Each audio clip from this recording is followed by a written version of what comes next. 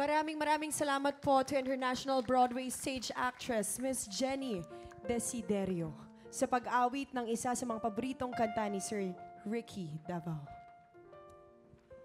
Jackie Lou and Ricky, bilang isang kapuso, nandito pong handog ng GMA Network para sa naiwang pamilya ni Direk Ricky. Michael? Maraming salamat po. At maraming salamat po, Miss Jackie Lou and Ricky May, for sharing this moment with us. Jackie and Ricky May, how do you want the people to remember Ricky? I think I want them to remember Ricky with his kindness, with the love that he gave to all his colleagues, for his professionalism, and for just being napakahusay na tao. People during Ricky's wake were so helpful to us, and that's a testament to how wonderful a man he was. So, thank you.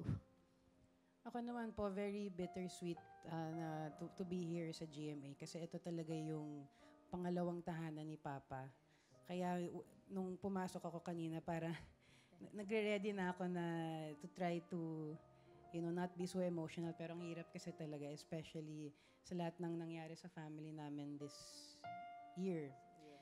Pero same with Mom, syempre maaalala natin si Ricky Davao bilang isang mahusay na aktor, director. Kumakanta rin siya, alam din ng mga tao. Yun ang pinakamahilig niyang gawin. Theater actor? Yes, correct. Pero yung puso talaga niya, yung I think, kung saan siya maaalala ng mga tao, sa buti ng puso niya. Meron ba kayong mensahe sa lahat ng mga fans niya at lahat ng mga nagmamahal sa kanya? Siguro, unang-una maraming salamat dun sa lahat ng nakiramay sa amin, nagbigay ng pagmamahal, and all the kind words na sinabi nila kay Direk Ricky. I hope you remember him for all that he was. And kung ano man yung, kung nakilala nyo siya personally or hindi man, I hope that whatever you learned from him is you continue to share to others. Ako rin po, maraming salamat sa lahat ng sumusuporta sa pamilya namin, kay Papa.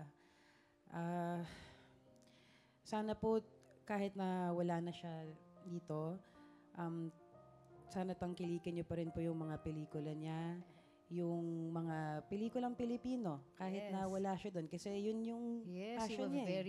He would always be very supportive of any film or any TV show. Yes, and maraming salamat po sa GMA kasi ilang dekada na talaga si Papa dito at mahal na mahal po niya ang GMA. And I would like to specifically thank TikTok Clock because you gave my mom a tribute and now you're giving Ricky. Thank you so much.